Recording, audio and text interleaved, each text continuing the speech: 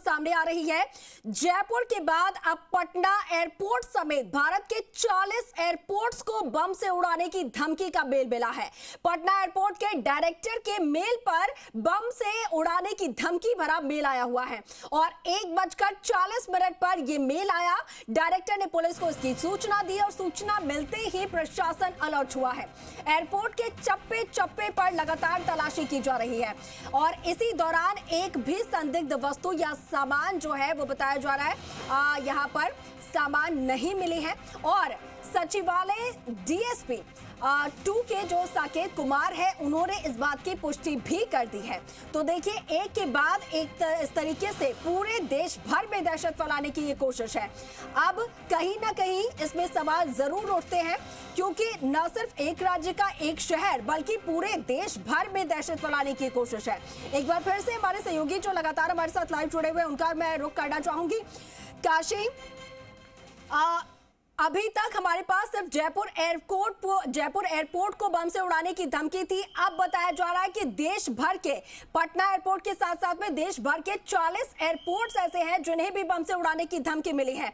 अब ऐसे में पूरे देश में कहीं ना कहीं दहशत फैलाने की कोशिश है। क्या इसके पीछे आतंकी संगठन का हाथ हो सकता है?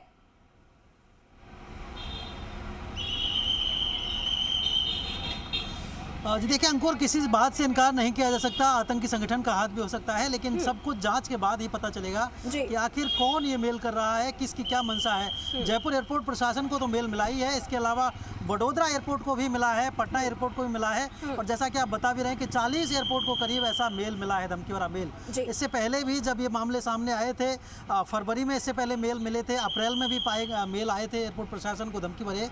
तब भी देश के करीब 5 से 10 एयरपोर्ट को हर बार मेल भेजा गया था, लेकिन ऐसा पहली बार है जब 40 एयरपोर्ट को एक साथ मेल करा गया है और उसमें हर एयरपोर्ट को बम से उड़ाने की धमकी दी गई है। हालांकि मेल की जो भाषा है वो कोई बहुत लंबी चौड़ी नहीं है, केवल 2 लाइन का मेल है जिसमें ये लिखा गया है कि एयरपोर्ट के अंदर बम है और इस एयरपोर्ट के अंदर बम से सभी लोग मारे जाएंगे। तो इस तरह का केवल 2 लाइन का मेल है, लेकिन जो अलर्टनेस है वो कहीं भी कम नहीं है। उसके बाद पूरे एयरपोर्ट का सर्च ऑपरेशन कंप्लीट कर लिया गया है। किसी तरह की यहाँ पर कोई संदिग्ध वस्तु नहीं मिली है एयरपोर्ट पर, सब कुछ सुरक्षित है और इसी वजह से जो सीआईएसएफ है अब उसने राहत की सांस ली है। आप देख सकते हैं कि अब थोड़ा सा नॉर्मल होने लगा है। यहाँ पर जो चेकिंग है वो जो व्यवस्था है वो नॉर्मल होने लगी है। हालांकि अलर्टनेस जो है जी काशी, अगर संभव हो सके किसी एजेंसी के अधिकारी से, किसी से आप बात कर पाए कि क्या सर्च ऑपरेशन पूरा हो गया है, कोई चिंता की बात तो नहीं है, कुछ संदिग्ध नहीं मिला है, एक बार पुष्टि हो जाए उनसे।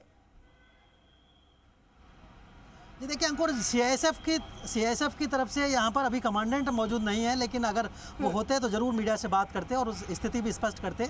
लेकिन जो दूसरे अधिकारी हैं हो सकता है कमांडेंट एयरपोर्ट के अंदर किसी हिस्से में हो, लेकिन अभी बाहर जहाँ तक हमने देखा है वो यहाँ नहीं दिखे हैं। वही मीडिया से बात करने के लिए अधिकृत हैं और ऐसे में इसलिए अभी हम किसी से बात नहीं कर सकते। राजस्थान पुलिस की जो टीमें हैं उनसे हमने थोड़ी देर पहले बात की थी। उनका कहना था कि अभी तक कोई भी संदिग्ध वस्तु ऐसी नहीं मिली है। उनकी तरफ से जो सर्च ऑपरेशन है वो लगातार जारी है।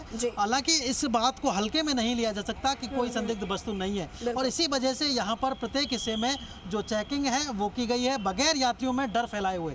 यात्रियों को इस बारे में कोई सूचना नहीं दी गई थी कि एयरपोर्ट में धमकी भरा कोई मेल मिला है और बम से उड़ाने की धमकी दी गई है। तो इस बारे में यात्री पूरी तरह से बेखबर हैं, निश्चिंत हैं, उनको इस बारे में कोई सूचना भी नहीं है और इसी वजह से वो निश्चिंत होकर के अपनी यात्रा कर रहे हैं। लेकिन जो एजेंसियां हैं उन्होंने कोई कोताही नहीं बरती, उन्होंने लापरवाही नहीं बरती, बल्कि तुरंत ही जैसे ही मेल मिला एयरपोर्ट प्रशासन को, बताया जा रहा है करीब 1.5 घंटे पहले मेल मिला था और उसके तुरंत बाद ही यहाँ पर चेकिंग शुरू कर दी गई थी। और चेकिंग जो सीआईएसएफ की टीमें हैं वो पूरे हिस्से में अलग अलग हिस्सों में उन्होंने चेकिंग की है। और वहाँ पर थोड़ी सी जो स्थिति है वो नॉर्मलाइज होने लगी है, यानी कि बहुत ज्यादा चिंता की